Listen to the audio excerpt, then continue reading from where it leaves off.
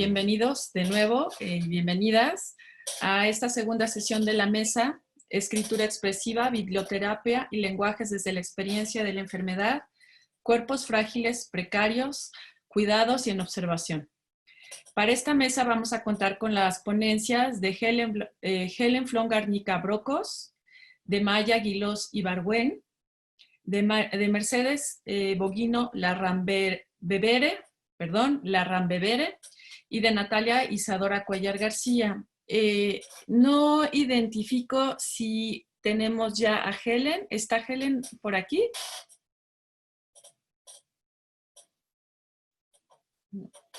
Bueno, entonces, si te parece bien, Mercedes, empezamos con tu ponencia.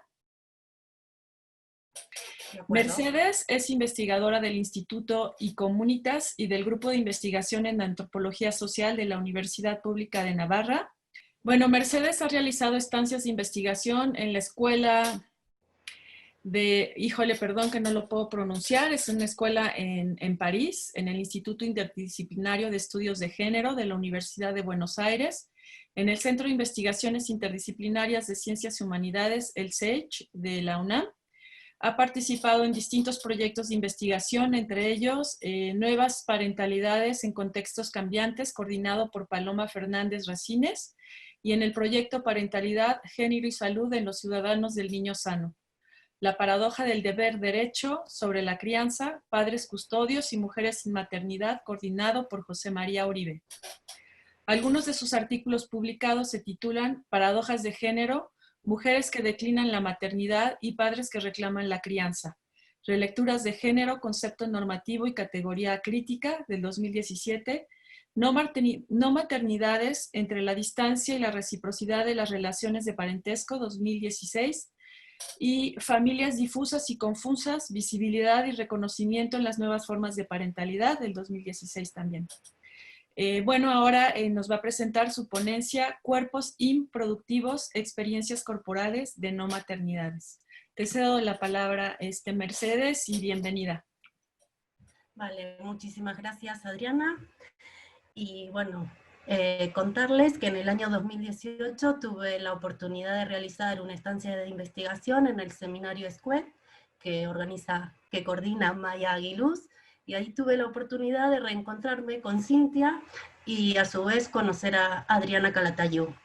Y le agradezco mucho a Maya por la organización del congreso, que al final es una gran suerte poder, digamos, que se ha hecho la posibilidad de hacerlo presente el congreso, que hay muchos congresos que se han suspendido y que se han adaptado a esta circunstancia, a esta incertidumbre, y gracias a las nuevas tecnologías estamos aquí en este espacio de encuentro y bueno, a pesar de que es un espacio virtual, pero para reencontrarnos nuevamente.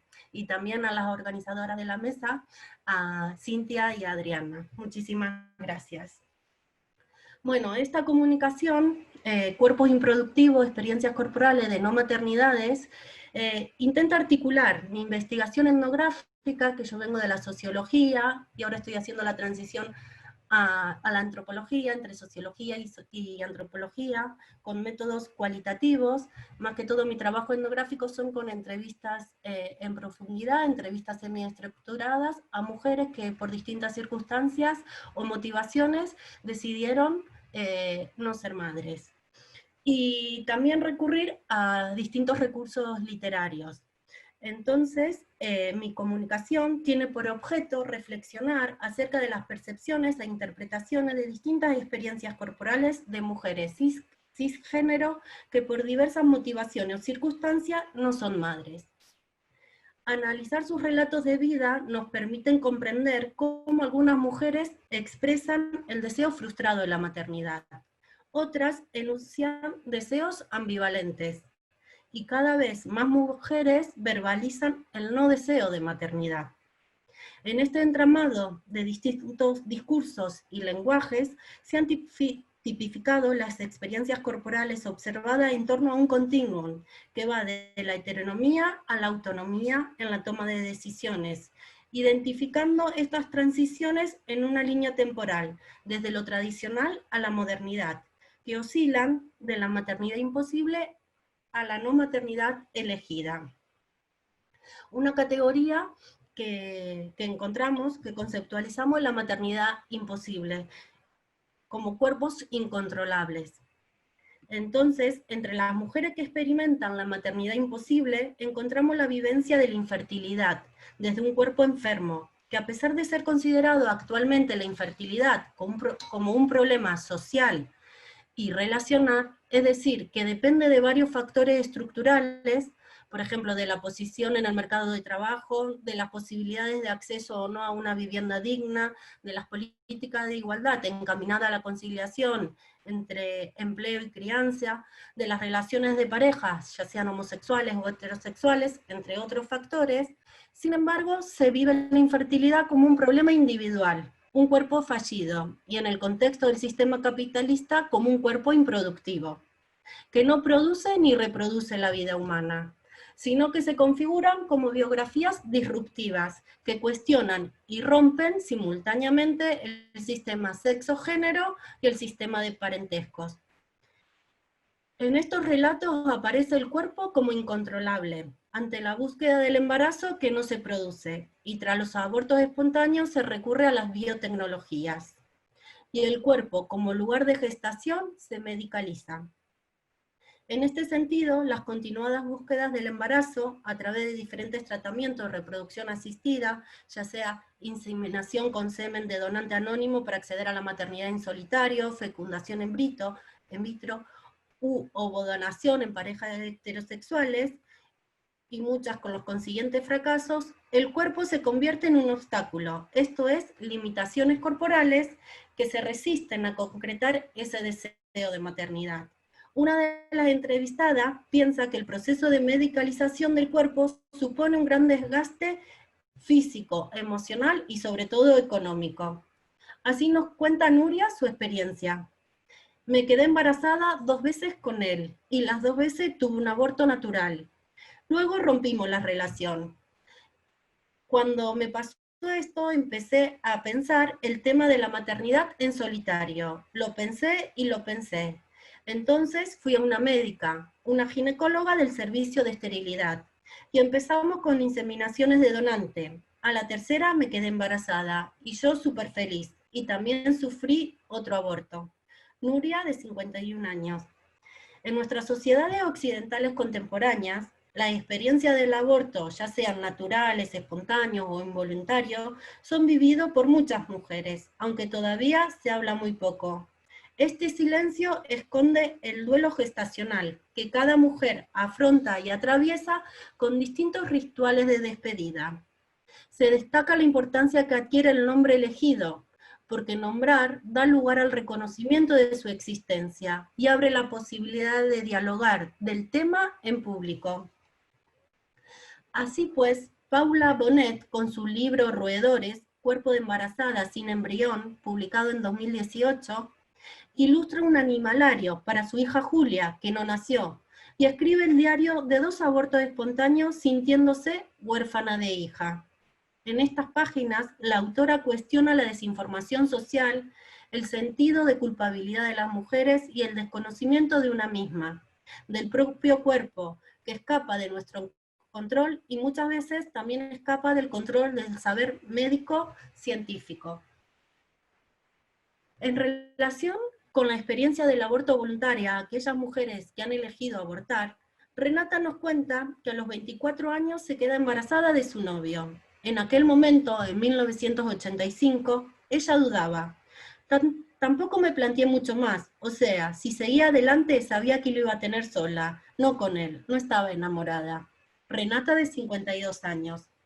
Entonces, ante la propuesta de su novio y su consentimiento, viajan juntos a Madrid para abortar en una clínica privada. Es en el año que se le legalizó el aborto en España, 1985.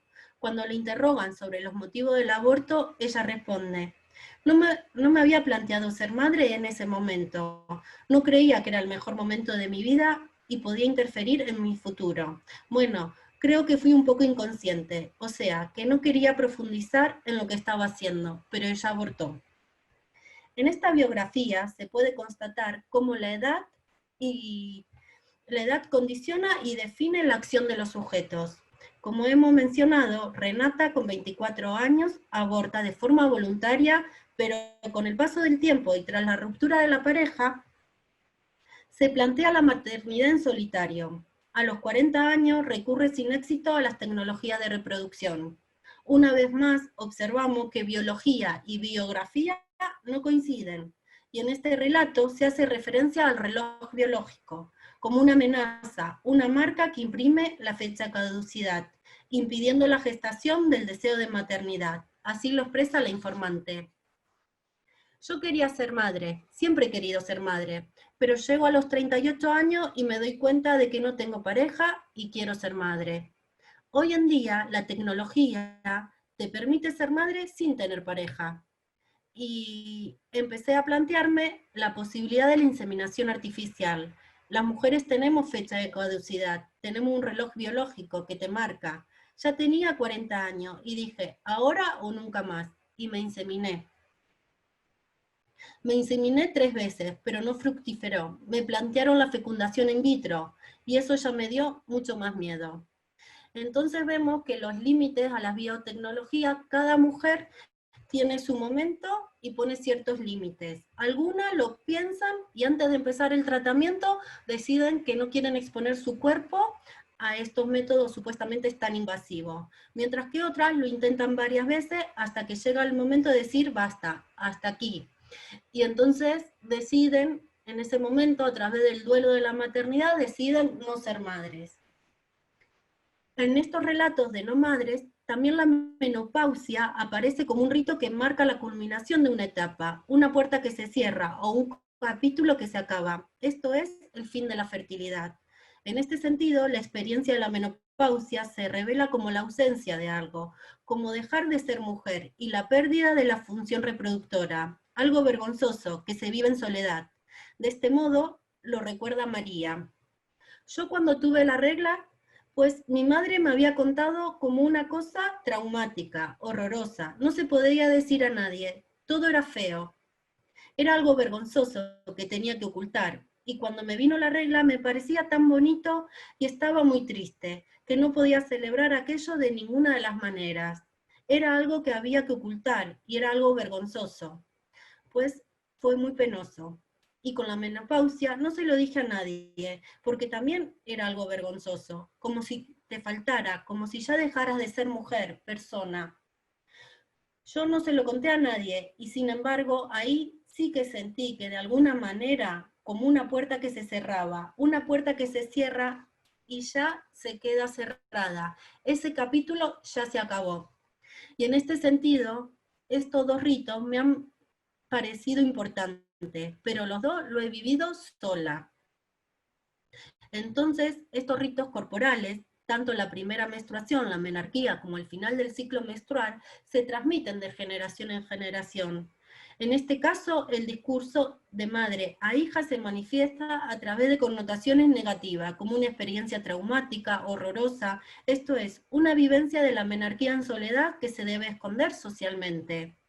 Si bien, cuando empezó a mostrar María, le parecía tan bonito y a la vez estaba muy triste, ya que no podía celebrarlo. Es más, como dice la entrevistada, todo se convierte en una cuestión higiénica, una cuestión que nadie tiene que notar. Es algo que huele mal, encima hay un proceso, usar compresas, se te pegan todos los pelos, te dolía, era horroroso, olía fatal, y dices, ¿por qué? Pero lo han convertido en eso, ¿no? Interroga María, de 57 años.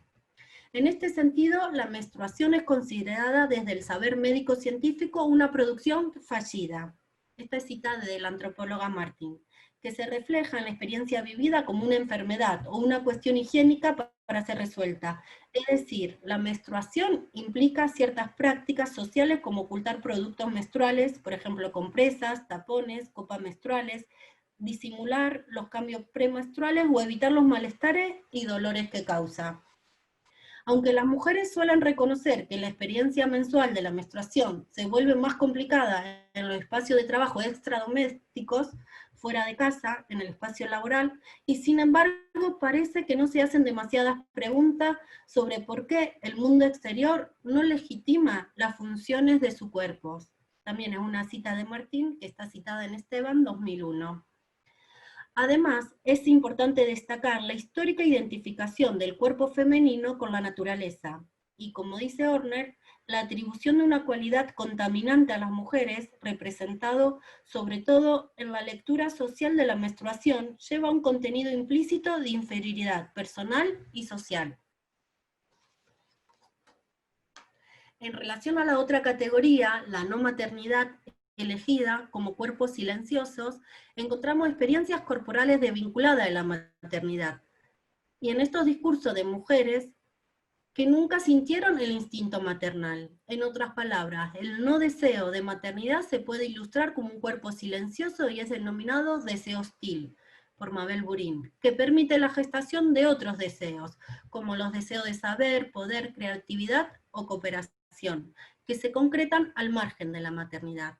Teresa, otra de las entrevistadas, se pregunta, no sé, ¿qué sensación se tiene por ser madre? No sé, si la he tenido o no, pero no, yo creo que no. Ese instinto maternal, el que dicen, yo no sé, ¿qué es? A mí no me hicieron la trampa. Estas mujeres son otras mujeres, como titula Judith Romero su proyecto fotográfico, que a través de imágenes y testimonio pretende visibilizar las subjetividades de aquellas mujeres que por decisión propia decidieron subvertir el mandato cultural de la maternidad hegemónica. La artista ha fotografiado entre 2014 y 2017 a mujeres de distintos contextos socioeconómicos, geográficos y sexualidades diversas, tanto en México como en Brasil y Argentina. Con la foto de sus rostros, paisajes, lugares, cuerpos y objetos íntimos, busca denaturalizar la maternidad, la artista, y a su vez desvelar otra forma de estar y comprender la vida. En la literatura latinoamericana, como indica Nora Domínguez, que es profesora de la Universidad de Buenos Aires, en su estudio sobre maternidad y escritura en la cultura argentina, ella concibe que la maternidad no constituye un objeto de representación privilegiado, sino que surge dentro de un registro intermitente que la coloca en constante tensión entre la presencia y la ausencia, entre la centralidad y la exclusión. En este sentido, la autora considera la maternidad y la escritura como prácticas que se aprenden, como legados que se continúan y se revisan constantemente. Por tanto, la experiencia de la maternidad es una experiencia con el lenguaje y con el texto como cuerpo y una experiencia en el lenguaje. Además, como hemos mencionado, la maternidad es proclive a tantas regulaciones y mandatos que es profundamente disciplinaria. Sin embargo, su contacto, su relación con la literatura la libera un poco de sus formas estereotipadas y le permite ensayar sus posibilidades de transgresión y transformación. Por otra parte, encontramos también a la escritora, profesora e investigadora chilena Lina Muruane, que creo que Maya también va a hacer referencia. Yo voy a hacer referencia a su libro Contra los hijos, que está publicado en 2018. Esta autora reivindica el derecho a decidir de las mujeres, y aunque no habla explícitamente del aborto, es un tema que permea todo el texto. Considera que la maternidad no es para todas las mujeres, y en este sentido deja espacio y lugar a la emergencia de la no maternidad. En definitiva, la autora sostiene que la elección de tener o no tener descendencia en este sistema capitalista y patriarcal es una elección feminista. Entonces, recapitulando un poco los conceptos clave de la ponencia, cuerpos improductivos, cuerpos invisibles, cuerpo incontrolable o cuerpo silencioso, son algunas de las metáforas que representan las experiencias corporales de no maternidades. Bueno, aquí lo dejo y agradezco mucho y nada, ahora continuamos.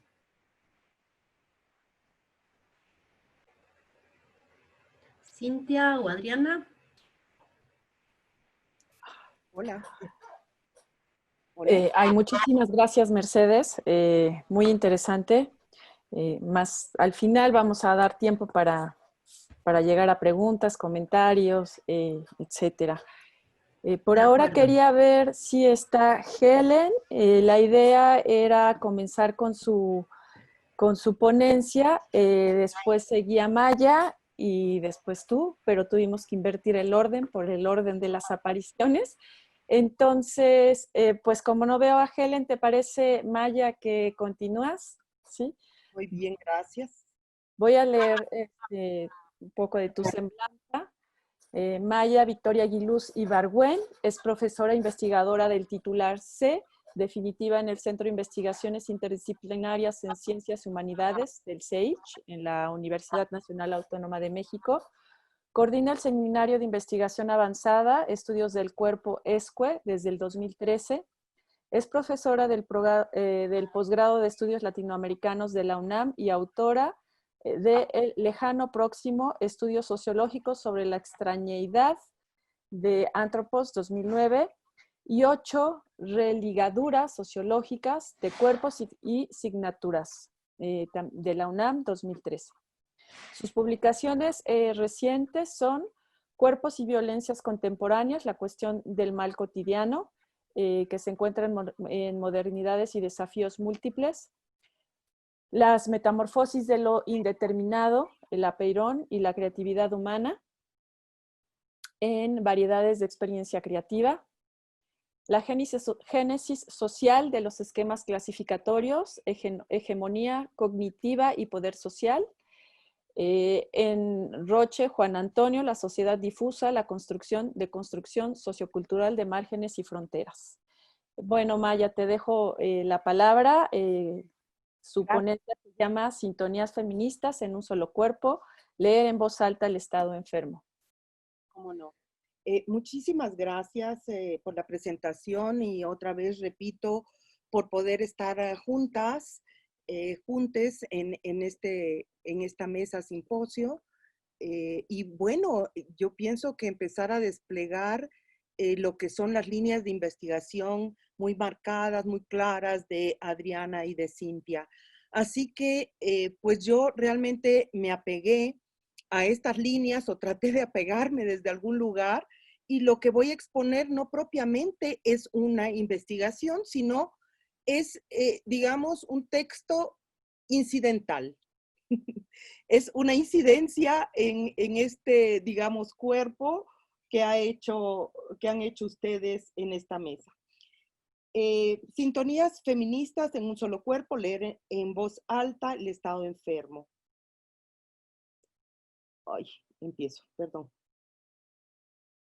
Fruta podrida es la primera novela de Lina Meruane, la escritora chilena nacida en 1970, quien desde ese momento entrelazó un binomio certero, cuerpo y enfermedad, un par, o más bien, como le hemos escuchado aquí, un proceso gemelar que atraviesa la historia y las representaciones del cuerpo humano como viviente.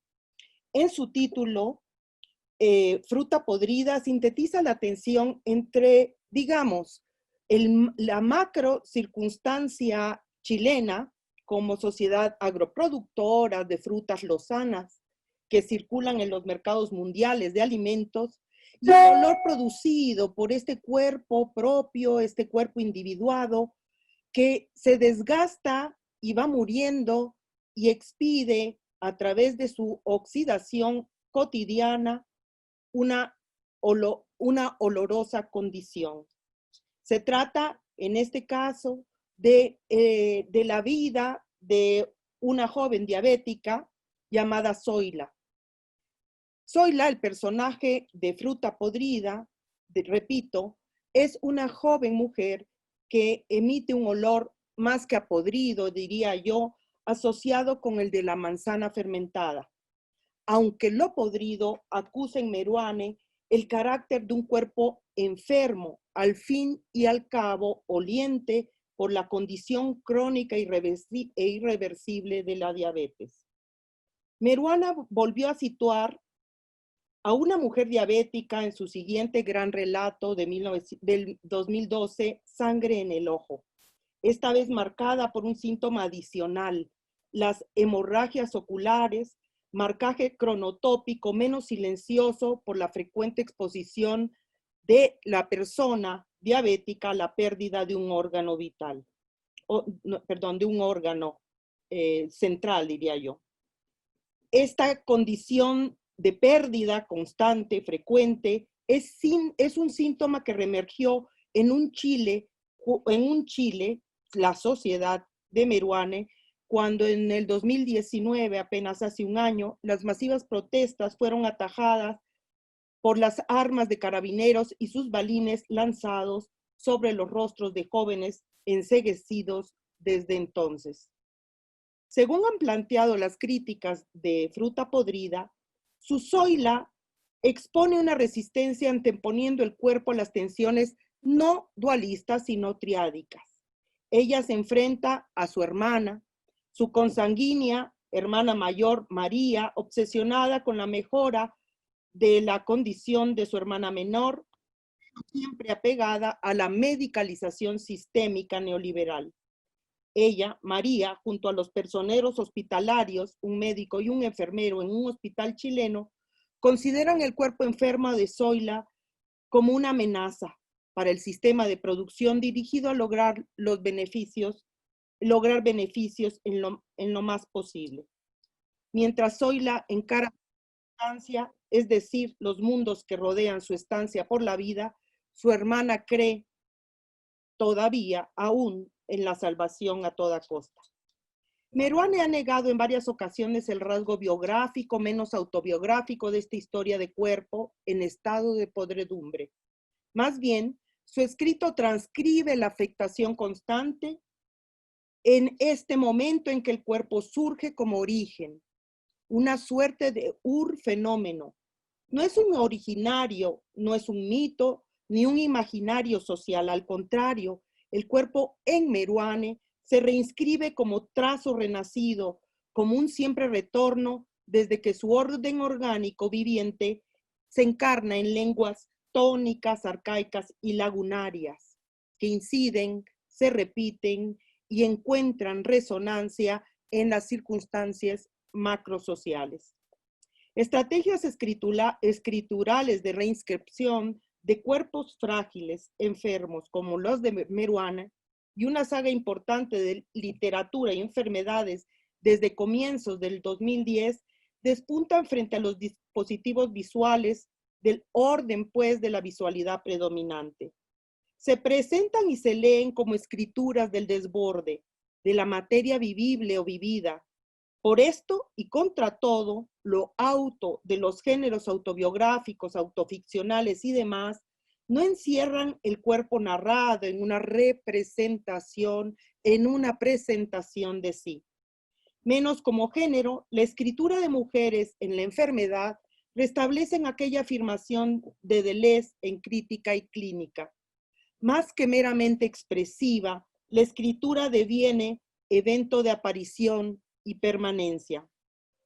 Por su aparecer en su poderío narrador, Cuerpo en Enfermedad restablece también el vínculo de muchos modos anulado con lo existente.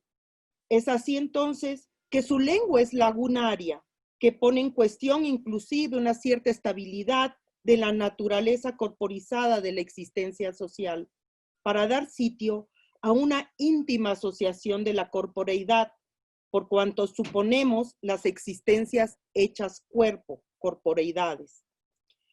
En un grado de impersonalidad, es esta la íntima relación que Meruane y otras escritoras están colocando sobre la superficie de lo escritural. Cuerpo, corporeidad e impersonalidad, porque finalmente el cuerpo enfermo en un cierto grado devino impersonal, marcado, numerado, medicalizado, sin pasar necesariamente por los marcajes culturales que normalizan un sistema y sus cuerpos, es decir, los regímenes corporales, produciendo específicas alteridades bajo signos e investiduras genéticas, morfológicas y sexuadas, bajo el marco generador y generativo de estas escrituras de mujeres, que también me gustaría llamar corpografías, se busca dar prioridad a este movimiento de las indefiniciones. ¿O en qué otra condición, si no en lo indefinido, se debate un estado de enfermedad? Es lo mismo que Martha Dillon, otra escritora de la enfermedad, decía hace casi 20 años cuando publicó Vivir con virus. Diagnóstico de portación, un relato sobre el diagnóstico de portación de VIH positivo que le llevó a escribir su vida cotidiana, insisto, desde el 2004. Una preocupación común respecto a lo existente que despunta como este elemento oceánico en las escrituras de mujeres sobre cuerpos enfermos o de sus cuerpos enfermos, es que han también puesto en entredicho ese gran concepto hoy cada vez más hueco, cultura en general. Este concepto, este término, esta palabra vaga en las profundidades de la vida social como vacía al momento, decía Jacques Derrida. Tiene ante sí, sin embargo, la nueva escritura o la novedosa escritura, la posibilidad de tejer de otro modo, de tejer incluso con las tecnologías de la escritura, del arte, que tenemos cerca del arte, lo estamos viendo a través de la presentación de Adriana. Se trata, pues, de escribir haciendo ensambles, ensamblando a ras de tierra, haciendo participar los mundos que forman y circundan cuerpos vivientes en estados enfermos. Son cuerpos en su multiplicidad, las claves que se despliegan en estas escrituras, que interrogan y a la vez luchan por la vida en un mundo presente. Concebir la vida en tanto esto último, una lucha de los cuerpos existentes, es convertir también la palabra corpus tan asida a la literatura a, digamos, una participación en la práctica y en el hacer diario y cotidiano de la vida. Más allá de cualquier crítica, los textos sobre y desde los cuerpos enfermos han de inscribir y de escribir, pero también de fabular acerca de otra vida, porque es la propia, porque es la que existe. Partir de una vida así, de la que hay, es ese suelo de inmanencias que hacen justamente la propia vida.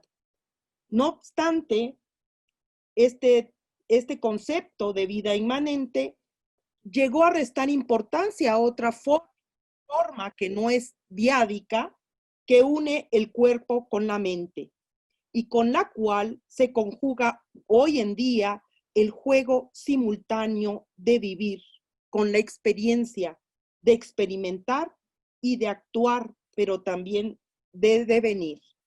La corporeidad, lo corporal, vira envolviendo dimensiones sintientes y pensantes, también volentes, según experimente el mundo inmediato en una actividad trenzada entre cuerpo y medio. Recordemos que uno de los aforismos de Gaia Ciencia de Nietzsche sitúa el devenir del ser cuerpo, en ese experimentar el mundo, en donde experimentar cumple las veces de una experiencia transformadora, a resultas de la cual un cuerpo nunca seguirá siendo lo mismo, la misma. Desde esta perspectiva, tendríamos que pensar en una palabra que parece complicada, ontogénesis. Una ontogénesis jamás encuentra algo así como un cuerpo. Que no resulte, como ya lo han expresado aquí, siempre un cuerpo más que uno, como dice la filósofa del cuerpo Erin Manning, más intricado texto que lleva ese título. En su ensayo, Manning nos hace leer o hacer a la vez que leemos el cuerpo en su movimiento, Por eso Manning no escribe filosofía propiamente, hace poética y desplazamiento. Resume en esta forma trenzada, siempre más que uno, un problema vital. Nunca, ninguno somos una persona, un individuo. Somos y vivimos en un proceso vital, en un proceso sin fin, hasta que llega un fin, que debemos retomar de la palabra individuación. Esta idea de individuación ya está presente en el mismo Deleuze, ya citado, en sociólogos como Gilbert Simondon, y con ello se marca una trazabilidad, no necesariamente una escritura, una trazabilidad dinámica de cuerpo, forma y mundo circundante.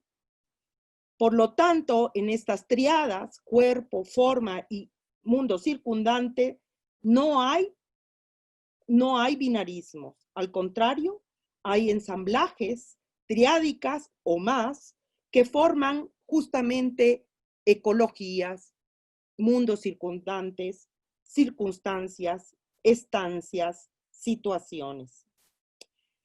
Manning ha puesto algunos ejemplos para situar esta importante concepción triádica en el cuerpo, forma, mundo.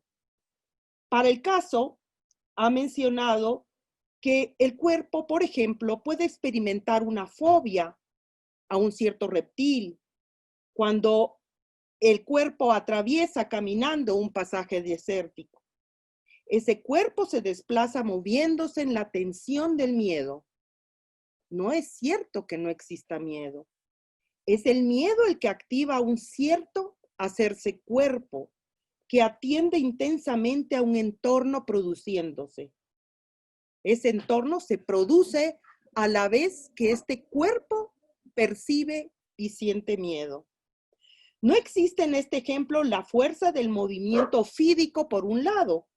El cuerpo atento y el desierto hacen conjuntamente una sola ecología, una ecología emergente en formación. El cuerpo en el medio, en un campo de afectación o de afecto. El miedo, para este caso, que pudiera, sin embargo, generar una diferencia afectiva. Si el cuerpo gira y en aquel contexto busca el fondo, en el fondo de la cañada, un ojo de agua. Entonces, al ver en el fondo el ojo de agua, el cuerpo experimenta con su medio otra forma de sentir, una forma distinta de estar existiendo. Decía yo, pues, que no es cierto que la vida vivida no esté o no encuentre una anteposición afectiva a lo que experimenta, a lo que se vive. Por el contrario, el miedo de enfermar, por ejemplo, de estarlo, o de llegar en ese estado a posarse en el umbral vida y muerte, en la frontera entre el morir y vivir, es un miedo que cala todos los días. Escribir la enfermedad, como en el caso de Meruano, nos coloca en medio de la vitalidad de los mundos interiores y de los mundos exteriores. Es situarnos en un otro umbral, de manera cercana o tal vez distante con lo que hicieron las grandes teóricas feministas en 1970 o por allá. En Meruana y otras mujeres escritoras existe también un escribir vital, epistémico y político. Es epistémico y político escribir y describir los mundos interiores y sus estructuras psíquicas, siguiendo, ¿sí?, una vida existente que debe sortear esta condición de enfermedad. De alguna manera, Hélène Cixous, Luz Irigaray y Julia Kristeva también buscaron disolver estos encuadres entre interioridad, subjetividad y, digamos, la cultura normalizadora que les tocó vivir y enfrentar. Esos encuadres de su pensamiento también situaron, repito, la condición de un sujeto, de una subjetividad en una inscripción, en una superficie textual de lo femenino. Para aquel feminismo, el texto emergió como su objeto primario y en él se materializaba la experiencia de quien lo estaba creando. Por tanto, las lecturas de las superficies textuales, inclusive otros objetos culturales leídos a manera de textos en los años 70, en los 80 del siglo pasado, daban relevancia a esa práctica hecha por agentes de carne y hueso, no por lectoras y lectores abstractos. Aun cuando en aquel escenario de legibilidad no había sitio para contactos sino entre una persona y un texto, sino para una práctica mutuamente transformadora en la cual lo personal se hacía político, pero también vital, en buena medida estamos hoy regenerando, recreando nuevas dimensiones de su subjetividad en una beta no tan explorada o no explorada por esta triada fundamental del feminismo. En el momento en que aquellas mujeres fueron catalogadas como las escritoras de lo femenino, también se asoció a ellas una noción de género en el que las escribanas buscaban las identificaciones de género que debían sortear o enfrentar o encarar o disolver los marcajes culturales como las significaciones estables de su condición de mujeres engeneradas. Lo que decía un clásico como La risa de la medusa de Cixous en 1975 puso a circular una fuerte consideración sobre los aprendizajes de las mujeres que no necesariamente pasarían por desmontar los sistemas heteronormados y las economías de significación heterosexual. Por hacerlo mediante acciones en las superficies políticas, Hélène Cixous y Kristeva Eirigaray buscaban poner el cuerpo vivido desde los deseos y las pulsiones a, digamos, situarse como cuerpos también políticos. Mucho ha corrido desde entonces y no me voy a referir a estas críticas que tacharon a algunas de estas tres o a las tres en conjunto como las representantes de una suerte de esencialismo feminista. Me parece que poco haríamos reproduciendo este tipo de catalogaciones. Pero de alguna manera, ellas, y esto es lo que me importa subrayar, la existencia del cuerpo humano y la importancia de escribirlo y describirlo a partir del movimiento corporal, de sus trazos, de sus escrituras. El cuerpo, por lo tanto, y desde entonces, es un cuerpo nada estático. Su lugar en el mundo es la acción escritural, la acción política. Inclusive, observando su evolución, nosotros nos daríamos cuenta de las continuas transformaciones de los estados por el que pasamos de 1001 maneras. Los cuerpos biológicos tampoco tampoco siguen una linealidad, una direccionalidad trazada por aquella secuencia que replicábamos en la secundaria. Nacer, crecer, reproducir, producir y morir. Nada de eso. Al contrario, los tiempos de los cuerpos se hallan dentro de sí, se ligan a procesos minúsculos que deben atravesar para lograr llegar a un estado, el que sea. Cicatrizar un tejido, esa metáfora tan socorrida para señalar sociológicamente la erosión de los lazos y vínculos sociales, cuando es articulada realmente a la condición biológica de un cuerpo, nombra la duración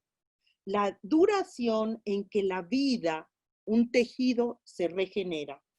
Por eso la vida ya no es solamente resistencia, es también regeneración, generación por otros medios, por otras vías.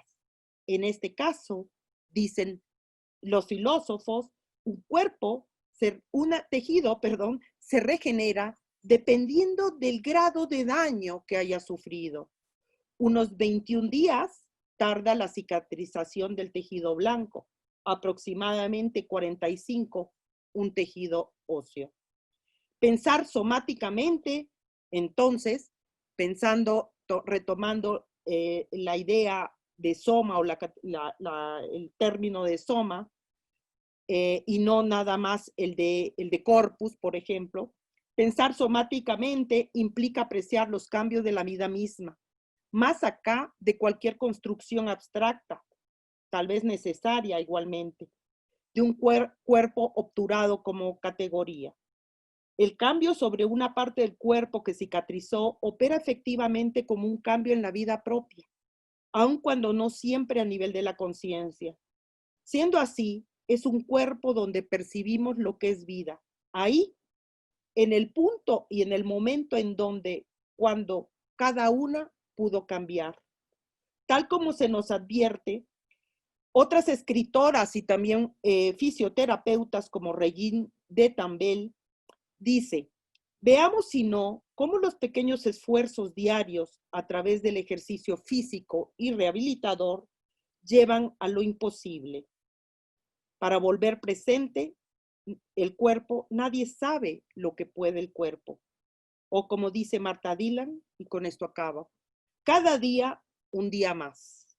Y a otro más. Gracias. Muchísimas gracias, Maya. Ya vamos a tener tiempo para platicar un poquito. Bueno, ahora voy a presentar a Isadora Cuellar. Ella es artista visual, es maestra en artes visuales en la FAD, en la UNAM, con especialidad en gráfica. Isadora, ¿andas por ahí? Ah, no la veía. Isadora ha mostrado su trabajo de manera individual en diferentes museos y galerías en México y el extranjero, entre las que destacan Realidades Invisibles en el Red Star Studios en Kansas City, Realidades Invisibles en la celda contemporánea de la Universidad del Claustro de Sor Juana, Ventanas Interiores en el Museo Universitario del Chopo, La Ciudad de la Sinrazón, Casa de la Primera Imprenta. Universidad del Claustro de... perdón. Ventanas Interiores del Museo Universitario del Chopo, La Ciudad de la Sinrazón, en Casa de la Primera Imprenta de América, de la UAM, y de manera colectiva ha participado en más de 40 muestras colectivas en México y el extranjero. Obtuvo la beca de Jóvenes Creadores del FONCA 2011-2012 en especialidad de escultura. Ha sido distinguida con los siguientes premios. Segundo lugar en premio de adquisición Arte 40 Televisa, con Aculta Centro Nacional de las Artes, Ciudad de México. Primer lugar, premio de adquisición en categoría Cerámica Contemporánea, el cuarto concurso nacional de cerámica Tonalán del 2009. Primer lugar, categoría Escultura en el 14º Festival de Artes Plásticas, la quinta Bienal de Pintura y Escultura del Sureste, con Eculta, de Chiapas. Del 2013 a la fecha ha colaborado en diversos proyectos enfocados en comunidades artesanales del país, enfatizando los proyectos en la alfarería. De marzo del 2007 a diciembre del 2019 formó parte del equipo de la Escuela Nacional de Cerámica y es fundadora de la organización sin fines de lucro Púrpuro Panza Diseño Artesanal. Vive y trabaja en la Ciudad de México. Bueno, Isadora nos va a presentar su ponencia Geografía de un cuerpo, diario de una enfermedad. Y bueno, te cedo la palabra, Isadora, bienvenida. Muchísimas gracias, Adriana. Voy a compartirles la pantalla.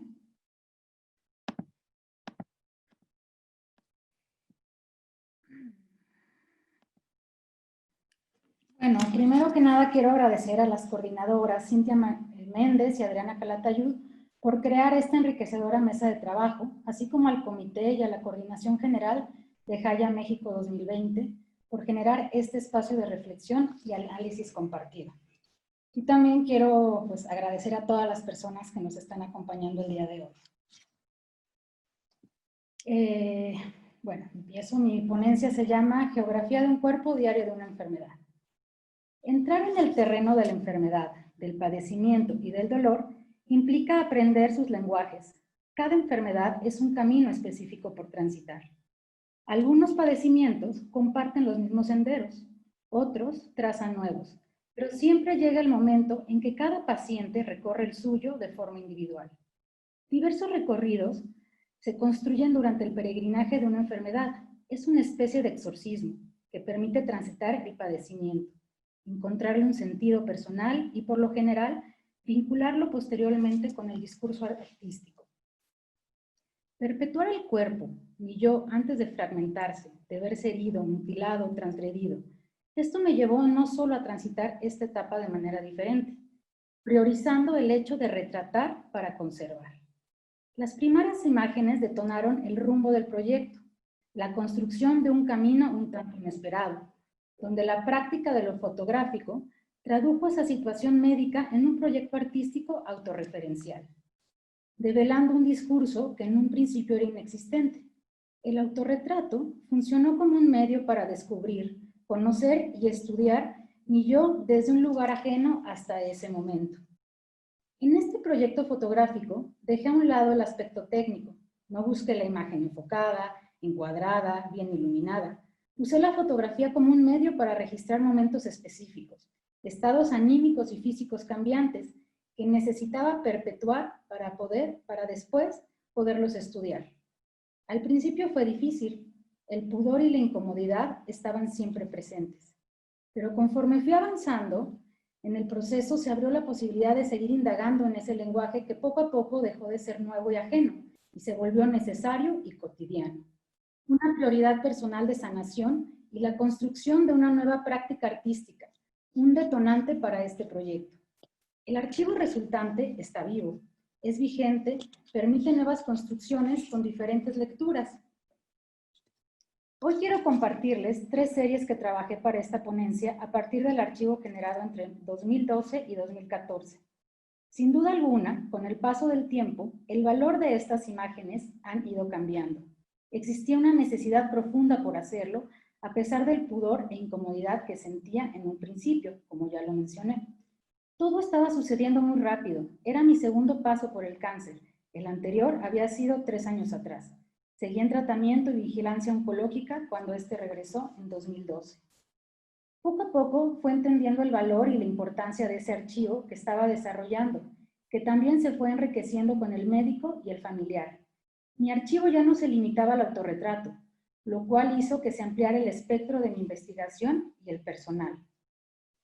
En un inicio necesitaba convertir esas imágenes en blanco y negro para poderlas ver y trabajar. Ahora entiendo que era una manera de volverlas sutiles, más poéticas, menos crudas. Vengo de una educación de la fotografía en blanco y negro desde la infancia y encuentro en ella cierta poesía visual.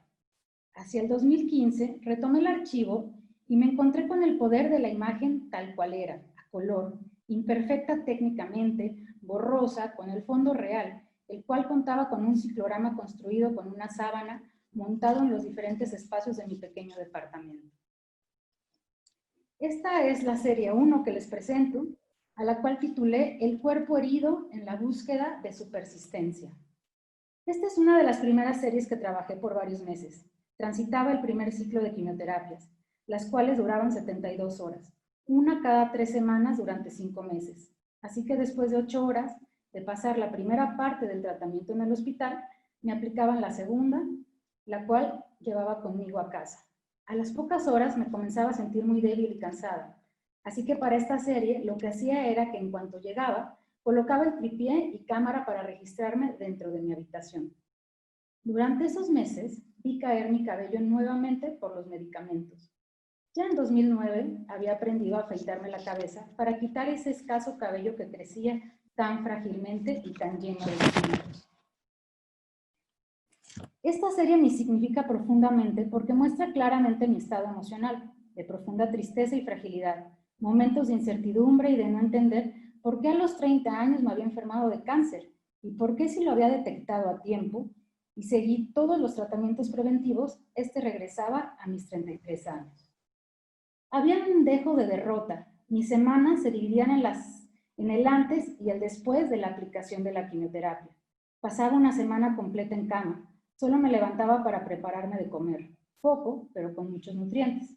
Lentamente mi organismo se iba recuperando. Con el pasar de las quimios, el sistema inmune se iba debilitando y no regresó a estar del todo restablecido hasta que concluí con los tratamientos intravenosos que duraron 18 meses. En la serie se pueden ver 3 etapas diferentes dentro del tratamiento. Cuando recién comienzo, aún con cabello, y las otras 2 en medio y al final, Cuando recién comienzo, aún con cabello, y las otras 2 en medio y al final. En la mitad del tratamiento se ve el miedo, el agotamiento y la desolación. En la mirada, pero también en la posición del cuerpo. Y al final, cuando he cruzado esa puerta de la habitación de manera intuitiva, la mirada es más radiante. Físicamente me veo menos cansada. En ese momento, mientras me fotografiaba, no me percataba de todo lo que estaba allí. Necesitaba hacer clic y guardar las fotos en mi computadora. Cuando me puse a revisar el material, me llamó la atención el tema de la luz y las miradas en las fotos. Conforme fui avanzando en el tratamiento y sintiéndome mejor, fui buscando la luz al grado de cruzar la puerta de mi habitación y comenzar a fotografiarme los otros espacios que eran más luminosos. A esta segunda serie la titulé El cuerpo en calma. Esta serie la hice dentro de la etapa más difícil de las quimioterapias. Una vez que había concluido los 8 ciclos de 72 horas cada uno y pasaba a otras quimios, mi cuerpo estaba completamente desprendido del vello y del cabello. El color de mi piel pálido, las uñas de los pies y manos moradas y amarillas.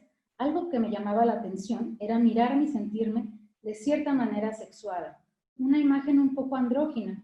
Me hice un par de sesiones en donde me interesaba registrar la luz sobre el cuerpo, los pliegues y los recovecos. La cabeza fue un elemento principal durante estas sesiones. Inicialmente las convertí en blanco y negro. En particular en esta serie me interesan a color y en blanco y negro. Aún así, he decidido seguir visualizando y trabajando estas imágenes principalmente en color, como un ejercicio personal, para romper con esa necesidad innata de ver la imagen en blanco y negro. Es curioso, pero en esta serie no logré ni una imagen enfocada. Aún así me funcionan. El movimiento del cuerpo y la tranquilidad que se percibe me hace recordar que para ese momento la cámara ya no era únicamente mi confidente, sino que se había convertido en mi mano derecha. Me sentía completamente en confianza y dialogando con ella.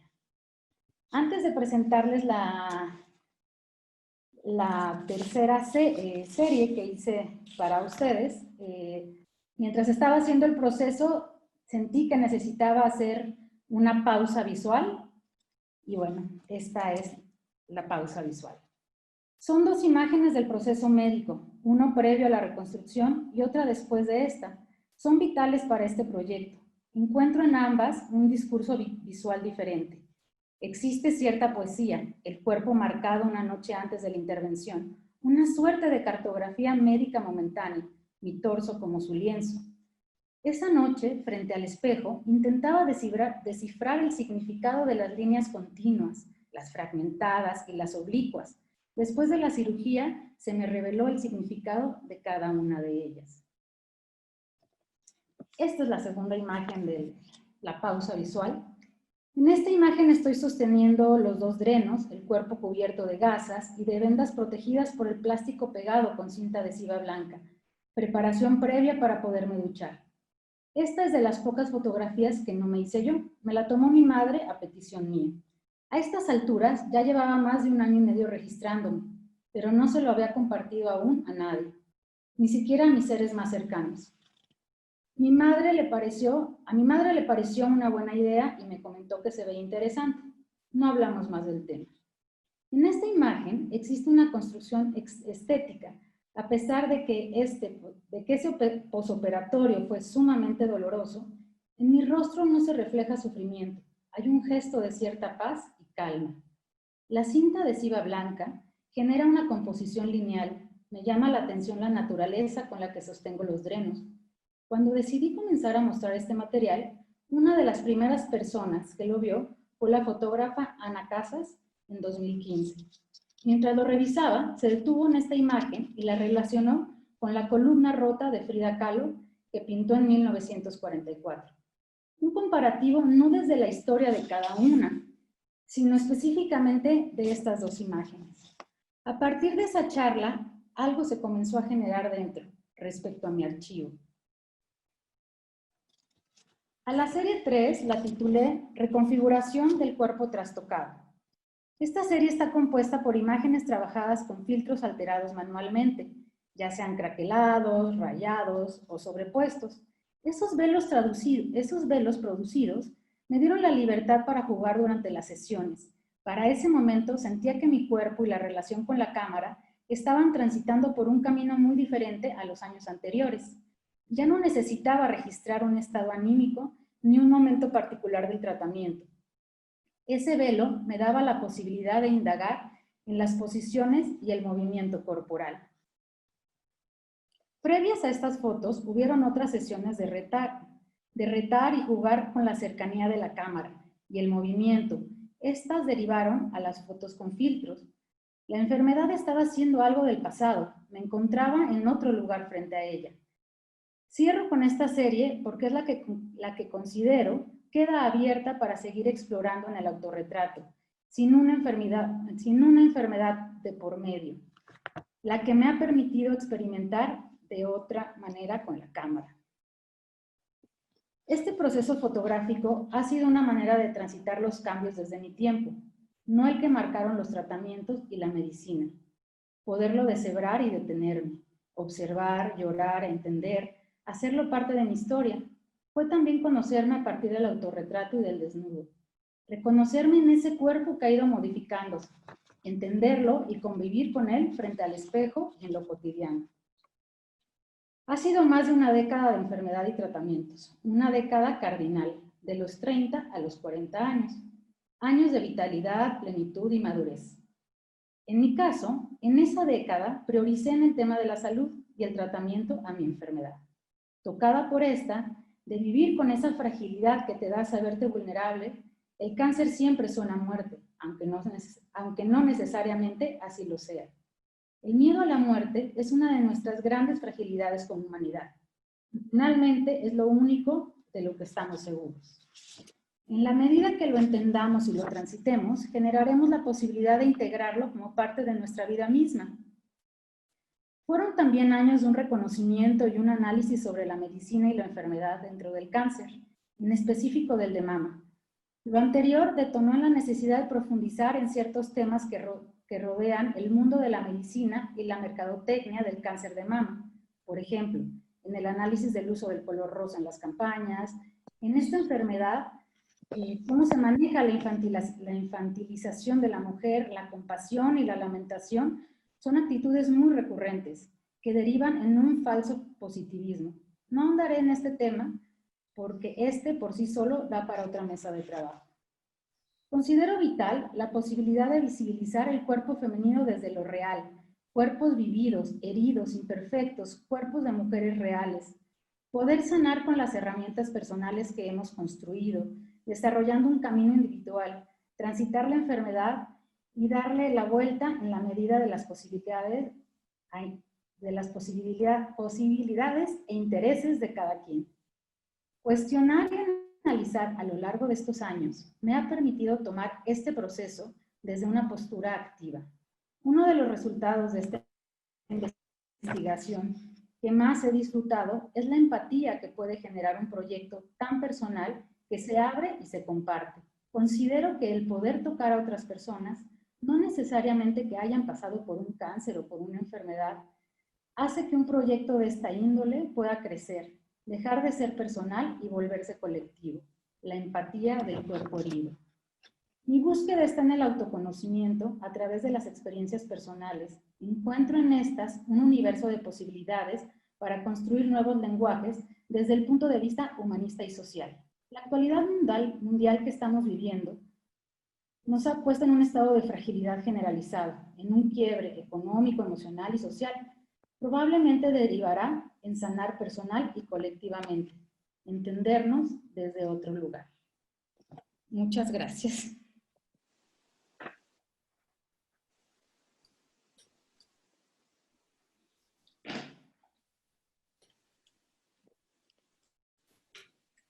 Muchas gracias, Isadora. ¿Puedes apagar la presentación, por favor? Claro.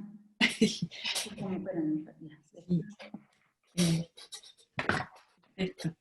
Pues muchísimas gracias por compartirnos tu experiencia y tu presentación estuvo muy bien. Creo que en general todas las presentaciones han estado muy interesantes. Nos dan muchas cosas a partir de las cuales pensar, no solamente los proyectos personales, sino que otras posibilidades podemos tener. Se han tocado algunos términos, conceptos como escritura, liberación, experimentar, dolor, enfermedad, medicalización, cuerpo, fragilidad, visualidad, feminidad, género, vida, muerte, confrontación, que pues abren muchísimos panoramas. Yo ahora lo que quisiera es pasar la palabra a las ponentes de las mesas y bueno, también a todas las personas que están participando para hacer preguntas, comentarios, reflexiones que hayan surgido durante todos los trabajos que hemos estado escuchando y presenciando.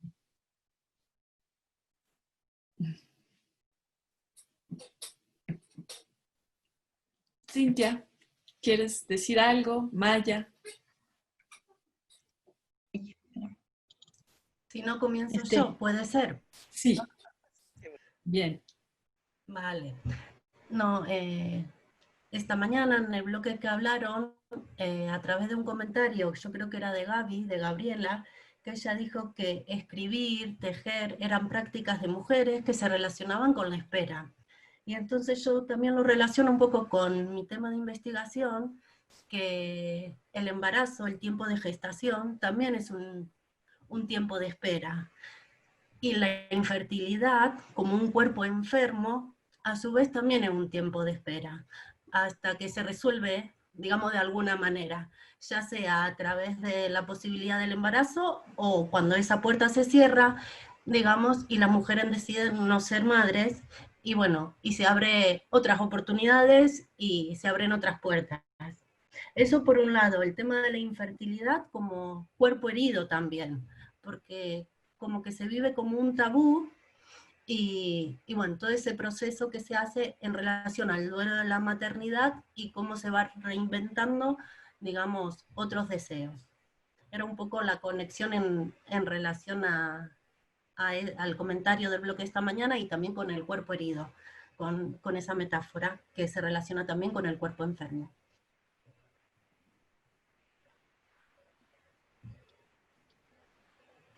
Y después en relación a también lo que había comentado Maya, el tema de la continuidad, que nacemos, crecemos, nos reproducimos, pero bueno, no todas las personas se reproducen y entonces en este sentido también como cuerpos discontinuos, que también existe esa discontinuidad.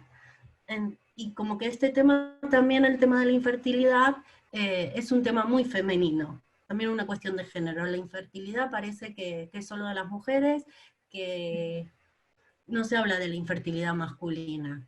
Entonces, bueno, también están saliendo algunos textos, por ejemplo, aquí en España, el de Silvia Nanclares, ¿Quién quiere ser madre?, y que habla de todo este proceso de la vivencia, de la infertilidad, la búsqueda, y bueno, y termina la novela, bueno, con cuestiones de convivencia, de la vida cotidiana, y lo deja abierto al tema. Yo quería decir algo precisamente sobre lo que expuso Mechi, a mí me parece súper interesante esta idea de cuerpos silenciosos, ¿no? Que no sé si serán cuerpos silenciosos o silenciados, ¿no? Silenciado, vale. Porque más bien somos, o sea, como el cuerpo femenino solo es como tomado en cuenta o hace ruido, por decirlo de alguna manera, ¿no? Siguiendo con la metáfora, cuando se reproduce, ¿no? Si no, o sea, hay como un dicho horrible de los ginecólogos que me contaban, ¿no? Útero que no da hijos da problemas, ¿no? Entonces, o sea, cómo a partir, o sea, solo el papel de la mujer solo es como tomado en cuenta a partir de la idea de la reproducción, ¿no? O sea, si no eres madre, o sea, no, como que no te reivindicas como mujer, ¿no? Y entonces esta idea que tú estabas manejando de las no maternidades como una propuesta feminista, ¿no? O sea, el cuerpo femenino no necesariamente tiene que reproducirse, ¿no? Porque además, o sea, desde esta visión del sistema capitalista, pues es para eso, ¿no? Son como otra forma de abonar al modelo de producción, ¿no? O sea, producir hijos, ¿no? Entonces, bueno, todas estas ideas me dejaron pensando mucho y bueno, con respecto a la presentación de Isadora, pues me gustó mucho desde ayer que la vi, que me la mandaste. O sea, como que sí mueve muchas cosas, ¿no? Con las imágenes y todo. Y lo que decía sobre la empatía, yo creo que es muy importante. Y creo que en la mesa ha mostrado eso, ¿no? O sea, cómo los cuerpos sufrientes, que además no solo, o sea, son cuerpos que sufren, pero no desde una manera pasiva, ¿no? Sino que el sufrimiento también puede llevar a la acción y a como un motor, ¿no? Para movilizar diferentes cosas, no sé, ya sea emociones, ya sea incluso la creatividad, ¿no? No sé, pienso en el texto de María Luisa Puga, o sea, la creatividad es de diferentes lugares, ¿no? Entonces, pues la verdad yo estoy muy contenta con todas las ideas y los temas que se trataron aquí. Y pues nada, gracias a todas. Bueno, yo quisiera decir algo, porque creo que no o yo no me expresé bien. Esta secuencia, esta linealidad biológica que se nos enseñó en su momento, incluso estoy poniendo en cuestión que el cuerpo viviente sea resistencia, ¿no? Solamente como fue el concepto de Foucault y Canguilhem, básicamente, que era vida, resistir, ¿no? No, y yo estoy pensando en que hoy, por todos los medios, las artes y las tecnologías y los trazos, que no solo vienen de la escritura sobre la superficie textual, lo que entendimos como escrito, pues, tienen que ver con una regeneración, ¿no? Con una potenciación del cuerpo en devenires otros. Y esto es lo importante, no es propiamente la reproducción biológica en sí misma, ¿no? Quería hacer esa acotación. Gracias.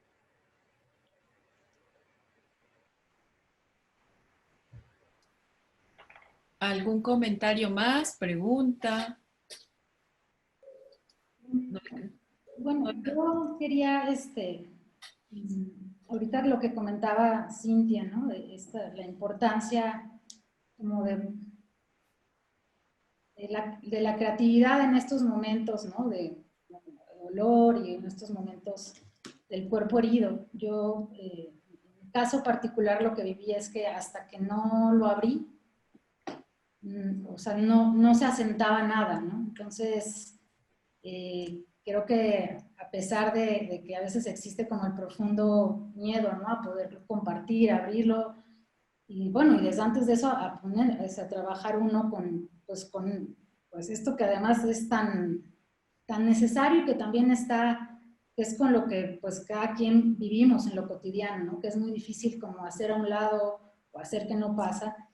Entonces, pues nada, solo ampliar el comentario de Cintia en este sentido de la importancia, ¿no? De poder hacer algo con el dolor, con la enfermedad y poderlo compartir también porque creo que es importante ser empáticos, tocar a otras personas y al mismo tiempo pues recibir, ¿no? Dar y recibir. Y por otro lado, de la ponencia de Mercedes Bogigno, a mí algo que también me tocó mucho es justo el tema de las maternidades, ¿no? Porque pues en mi historia del cáncer, la maternidad fue un tema muy presente porque pues desde los 30 años se me planteó que tenía como 15 días para congelar los óvulos antes de empezar con una primer quimioterapia en un hospital particular en donde pues, costaba como 50,000 pesos y en ese momento pues como para las personas más cercanas a mí lo más importante era el cáncer, no congelar ni conseguir esos 50,000 pesos, sino hay que conseguir pues el otro dinero para las quimioterapias. Entonces, bueno, es muy fuerte que a los 30 años te digan que ya no vas a ser madre, ¿no? Y también lo que comentaba Cintia, a mí me lo dijeron 700 veces, ¿no? Que el útero que no da hijos, da problemas. Y siempre fue como uno de los primeros, ¿no? Porque en mi familia no hay nadie con cáncer de mama, entonces como que no entendían por qué me daba tan joven y siempre fui muy sana en todos los sentidos. Entonces, bueno, en todo este proceso de varios años, he vivido como ese tema de la maternidad de una manera muy difícil, ¿no? Porque siento como que la que decidió no fui yo, sino fueron los médicos y también como una cuestión pues del momento y una cuestión del dinero. Y tal vez si yo hubiera podido congelar los óvulos, probablemente ahorita yo hubiese decidido no ser madre o tal vez sí. Pero sí creo que es un tema primordial, ¿no? Pues para las mujeres. O sea, no el ser madre, sino como el poder decidir, ¿no?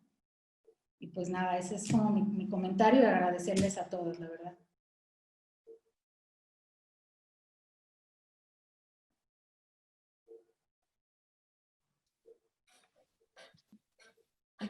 ¿Algún comentario más?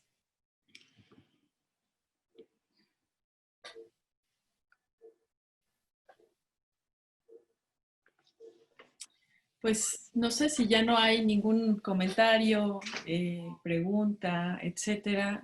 Quizás daríamos por cerrada la mesa. Pues felicidades a todas. La verdad es que han sido ponencias muy enriquecedoras. Maravilloso tu arte, Adriana, siempre lo hemos dicho.